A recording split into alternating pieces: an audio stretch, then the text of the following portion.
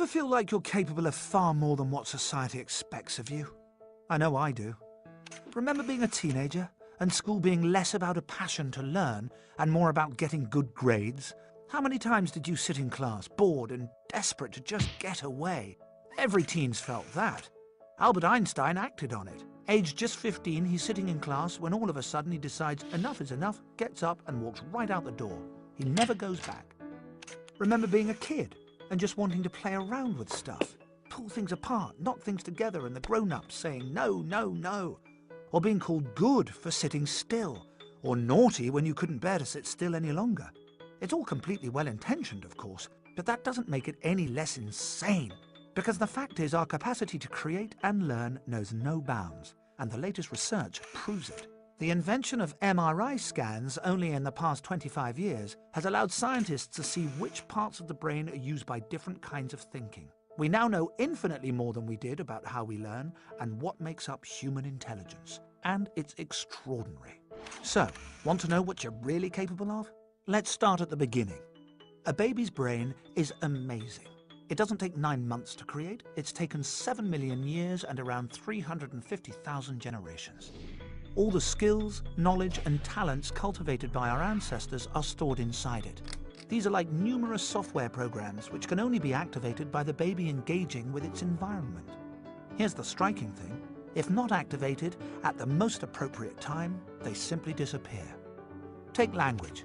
If a child doesn't hear language by around the age of 8, they may never learn to speak. So you can see just how important our interactions are. They ignite our dormant intelligence and they reinforce it too.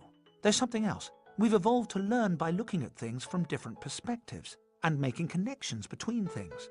And we do that through play.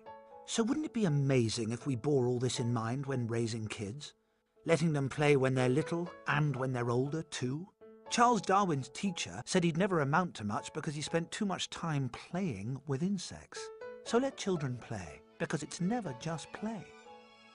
Of course it takes more time and energy to do this, but when you're deciding where to focus resources for kids' learning, you couldn't do better than focusing on pre-puberty. That's when we learn by copying the people around us. After 12 or thereabouts, it's all change. Say goodbye to pliable, easy child, and hello, rebellious, challenging teenager. Ugh, where did that cute baby go? Ah well, let's have another look at that brain. See what's happening? Loads of the connections made through childhood are breaking up and reforming. From around the age of about 12 through to 20, the equivalent of an earthquake takes place in a young person's brain.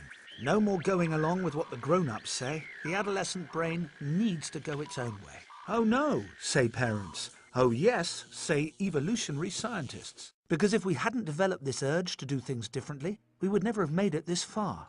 Up until about 60 or 70,000 years ago, it was fine for children to grow up like their parents. But then along came the last ice age. Thank goodness for the handful of our ancestors who chose to break away from their doomed parents, freezing to death in the ancestral caves. They built rafts and set off across the ocean, hoping to find a place with a warmer climate. Critically, this made risk-taking the essential feature of adolescence. We shouldn't belittle adolescence. We should be honouring it for what it really is. The defining struggle, the moment when the next generation challenges the status quo and pioneers new ways of thinking and being that ensure our survival. Now just imagine if we actually gave adolescents the freedom to undertake that struggle. Rather than force them to sit passively in class, how about trusting that their earlier clone-like learning now enables adolescents to spread their wings and work things out for themselves? If that sounds terrifying, it needn't be. Because if we allowed their natural curiosity to flourish in childhood, they'll be bursting with the longing to learn and climb unscaled mountains of the mind. And that's not scary, that's exhilarating. This is the way we've evolved to be. It's what makes us fulfilled, well-adjusted human beings. Let's stop trying to live in a way that so goes against how we're hardwired to live. Let's allow ourselves and the next generation to reclaim the incredible gift of our ancestors. Adolescence is not a problem, it's an opportunity.